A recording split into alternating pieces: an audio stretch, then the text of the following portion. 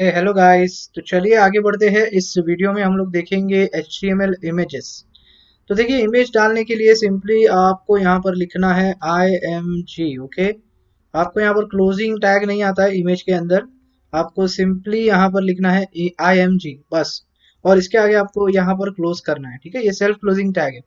तो इमेज डालने के लिए यहाँ पर एक एट्रीब्यूट यूज होता है। देखिए यहाँ पर मैंने कुछ लिख के रखे हैं, SRC ऑल्ट वगैरह। तो उसमें से SRC करके नाम का एक एट्रीब्यूट है। वो काम करता है इमेज की पाथ देने का। तो इमेज मुझे कैसे दिखेगी? सिंपल, ये इमेज टैग डालने से इमेज दिखने नहीं वाली है, राइट।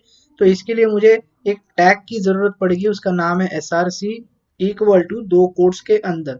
एट्रीब्यूट हम लोग ने सीखा है सिंटैक्स कैसे यूज करते हैं, तो सिंपली यही सिंटैक्स है, राइट। अब SRC इक्वल टू दो कोट्स के अंदर मैं मेरी इमेज डालना चाहता हूँ। तो वो इमेज कहाँ पर है मेरी, वो मुझे पहले पता लगाना पड़ेगा। तो मैं जाता हूँ यहाँ पर। देखिए, ये मेरे फ़ोल्डर के अंदर, मैं किस फ़ोल्डर में हूँ? HTML5 के अंदर। और मेरी जो फ़ाइल अभी में चल रही है 9images.html। और ये इसी लेवल पे देखिए इमेजेस का फ़ोल्डर है। तो मैं यहाँ पर क्या करूँगा, मैं लिखूँगा यहाँ पर इमेजेस। ओके, और इमेजेस के अंदर मेरी यहाँ पर फ़ाइल है, उस फ़ाइल का नाम है logo.png। तो यहाँ पर सिंपली स्लैश लगाना है और आगे लिखना है logo.jpg है, सॉरी, ठीक है। तो जेपीजी क्या है? ये जेपीजी सिंपल एक इमेज का एक्सटेंशन है। तो जैसे पीएसडी का डॉट पीएसडी होता है, वर्ड का डॉट डॉक होता है, वैसे ही इमेजेस के अलग अलग टाइप के इमेजेस होते हैं। जैसे डॉट जेपीजी होता है, डॉट पीएनजी होता है, डॉट एसवीजी है, जीआईएफ है, आईसीओ है, ठीक है। तो इसमें कुछ कंफ्यूज नहीं होना है। ये सिंपली आप जो इमेज डालना चाहते हो आप डाल सकते हो, लेकिन आपकी जो पाथ है वो करेक्ट होनी चाहिए, तभी जाकर आपके बॉडी पे, आपके ब्राउजर पे वो इमेज दिखाई देगी। तो चलिए मैं इसको सेव कर लेता हूँ और यहाँ पर जाके हम लोग चेक करते, देखिए यहाँ पर वो इमेज आ चुकी है। तो सिंपली इसी तरह हमें यहाँ पर हमारे HTML के पेज के ऊपर अगर इमेज डालनी है तो ये तरीका है आपके सामने। अब दूसरी चीज जो है वो ऑल्ट टैग। ऑल्ट टैग क्या काम करता है मैं दिखाता हूँ। अभी देखिए, यहाँ पर मैं ऑल्ट लिखता हूँ इक्वल टू, और यहाँ पर ये ऑल्ट टैग नहीं है, सॉरी, ऑल्ट एट्रीब्यूट है। तो ऑल्ट एट्रीब्यूट डालने से मैं क्या कर रहा हूँ, इस इमेज की इंफॉर्मेशन दे रहा हूँ। तो ये इमेज क्या इंफॉर्मेशन देती है? सिंपल हमारा क्या है, किशोरी ट्यूटोरियल्स का लोगो है। तो मैं यहाँ पर सिंपल लिखूंगा किशोरी ट्यूटोरियल्स, या फिर जो भी आपको जो देना है इन्फॉर्मेशन इस इमेज के बारे में वो आप यहाँ पर लिख सकते हो। तो मैं सिंपली यहाँ पर लिखता हूँ किशोरी ट्यूटोरियल्स लोगो, और मैं सेव करता हूँ। और फिर से यहाँ पर देखिए रिफ्रेश तो ऑटोमेटिक होता है। तो यहाँ पर कुछ उसका असर नहीं पड़ता है। मतलब क्या है ये, सिंपली किसके लिए मैं अभी आपको बताता हूँ। तो कभी कभी क्या होता है, स्लो इंटरनेट की वजह से कभी कभी इमेजेस लोड नहीं हो पाती, या फिर गलत पाथ के वजह से कभी कभी इमेजेस लोड नहीं हो पाती है। तो मान लो हम लोग यहाँ पर जानबूझ के एक गलती कर लेते हैं। मैं यहाँ पर जो पाथ है इसकी रॉन्ग डाल देता हूँ। मैंने एक हाइफन डाल दिया, तो अब ये पाथ रॉन्ग हो जाएगी, राइट। अब मुझे इमेज दिखाई नहीं देगी, लेकिन मैं इसको सेव करता हूँ तो देखिए यहाँ पर वो टेक्स्ट दिखाई देगी आपको, जो अभी अभी मैंने इस ऑल्ट एट्रीब्यूट के अंदर लिखी गई है। तो ये ऑल्ट एट्रीब्यूट करता क्या है, ऐसे सिचुएशंस पे जब आपकी इमेज लोड नहीं होती है, तो कम से कम यूजर को पता चलता है कि भैया ये जो इन्फॉर्मेशन आपने यहाँ पर प्रोवाइड की है वो यहाँ पर उसको यूजर को दिख जाती है। और उससे पता चलता है कि ये इमेज इससे रिलेटेड है, मतलब यहाँ पर कुछ है। वो क्या है, किशोरी ट्यूटोरियल्स का लोगो है। तो इससे यूजर को पता चलता है, बस उसी के लिए होता है ये ऑल्ट वाला एट्रीब्यूट, और ये हमेशा आपको यूज करना चाहिए, गुड हैबिट है, ठीक है। दूसरी चीज जो है, यहाँ पर देखिए विड्थ और हाइट है, ये भी एट्रीब्यूट ही है। यहाँ पर आप विड्थ लगा सकते हो, हाइट लगा सकते हो आपकी इमेज को। तो मैं बोलता हूँ कि विड्थ जो मुझे चाहिए इसकी छोटी कम कम चाहिए। यहाँ पर देखिए अभी पहले तो ये पाथ पहले ठीक कर लेता हूँ, मैं इसको सेव करता हूँ। तो देखिए फिर से इमेज आ जाएगी। अब मैं विड्थ जो है, width equal to double quotes के अंदर मैं बोलता हूँ मुझे चाहिए 100, ठीक है, 100 पिक्सल। तो px नहीं लिखना है, सिर्फ 100 लिखना है। तो देखिए 100 पिक्सल के हिसाब से आपको दिखाई देगी।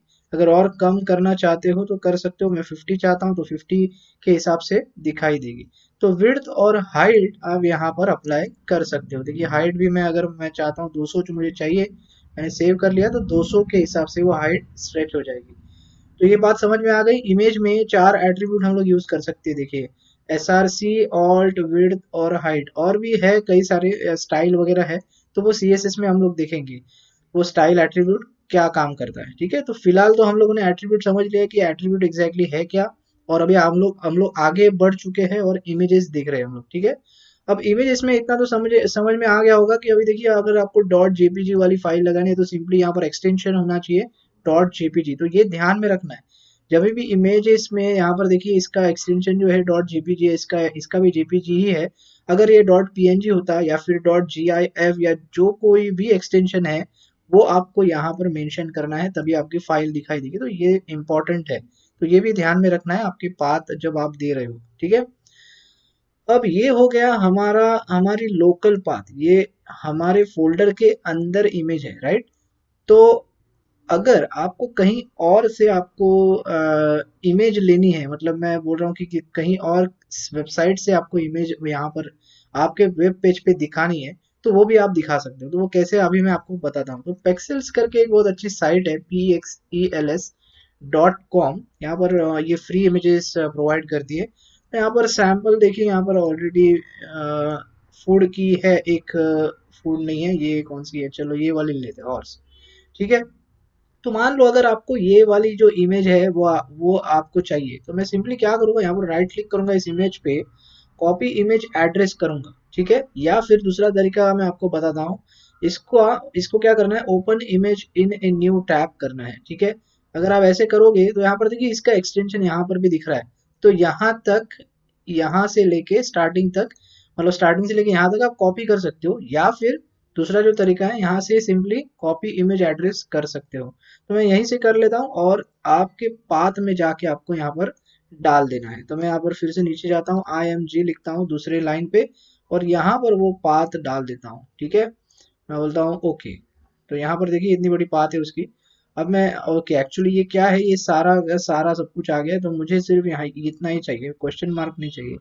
देखिए यहाँ पर एक्सटेंशन दिख रहा है ना, डॉट जेपीईजी, तो इतना ही मुझे चाहिए। तो ये उसकी पाथ है उस वेबसाइट की। तो मैं इसको सेव करूंगा और इसके बाद हम हमारे पेज पे जाएंगे। देखिए रीलोड हो चुका है यहाँ पर, और देखिए बहुत बड़ी इमेज है, इस वजह से ये आपको यहाँ पर ऐसे कुछ दिख रहा है, ठीक है।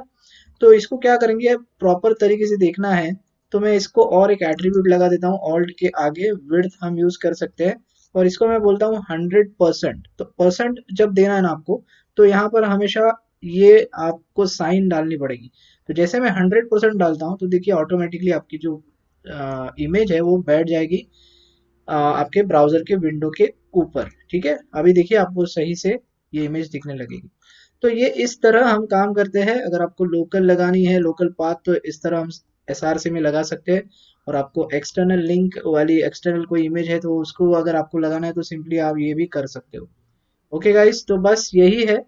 और ये जो मैप लिखा है, मैप हम लोग अगले वीडियो में देखेंगे, मैप और एरिया क्या है। बस इस वीडियो में मुझे सिर्फ आपको दिखाना था कि इमेज एग्जैक्टली क्या है और इमेज हम लोग कैसे HTML से दिखा सकते हैं।